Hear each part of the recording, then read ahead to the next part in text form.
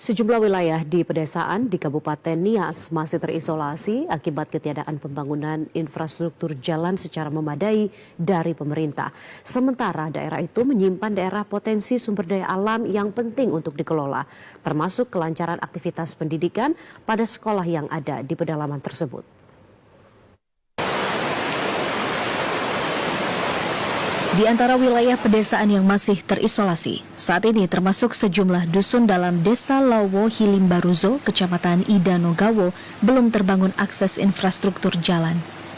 Khususnya Dusun 2 dan Dusun 3 yang terdapat banyak hunian dan rumah penduduk, termasuk adanya Sekolah Dasar Negeri 078481 Ulu Naai Hiligoo, yang baru viral karena seringnya guru tidak hadir mengajar di sana.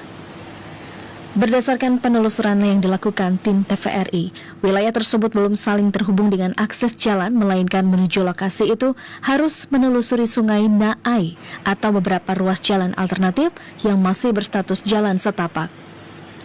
Daerah yang cukup terisolasi ini berada di jarak 10 km lebih dari pusat Kecamatan Idanogawo. Kondisi geografis serta cuaca ekstrim yang tidak menentu menjadi hambatan tersendiri kerap dialami warga setempat untuk melakukan aktivitas ekonomi di daerah perkebunannya, termasuk para guru negeri yang bertugas di pedalaman sering dihalau derasnya arus banjir sungai Naai saat penghujan tiba.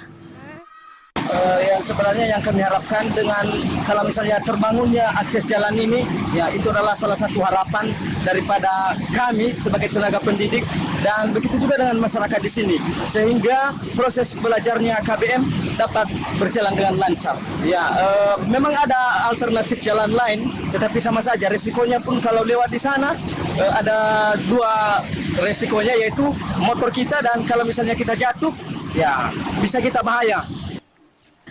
Sementara warga setempat menyebut pernah mengajukan usulan pembangunan infrastruktur jalan penghubung di wilayah tersebut kepada pemerintah Kabupaten Nias, namun hingga kini belum terrealisasi.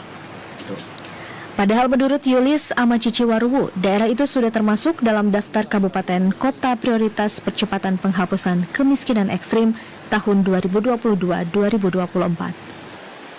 Kami Pak ke sini aja, daerah-daerah sini itu melalui banjir, jalan kami ini nggak sesuai. Tengok kayak guru-guru kita ini kan jalannya masa-masa kecil anak sekolah, itu payah menjalan kita jalan kayak gini Pak, banjir. Tapi menyampaikan ke pemerintah, usahakanlah. Warga juga berharap sudah seharusnya pemerintah Kabupaten Nias segera lakukan prioritas pembangunan dan peningkatan badan jalan ke lokasi itu, guna memperlancar aktivitas ekonomi masyarakat serta lancarnya kegiatan urusan pendidikan calon generasi emas pada pelosok negeri itu. Aliasa Telaumbanua, TVRI Sumatera Utara melaporkan.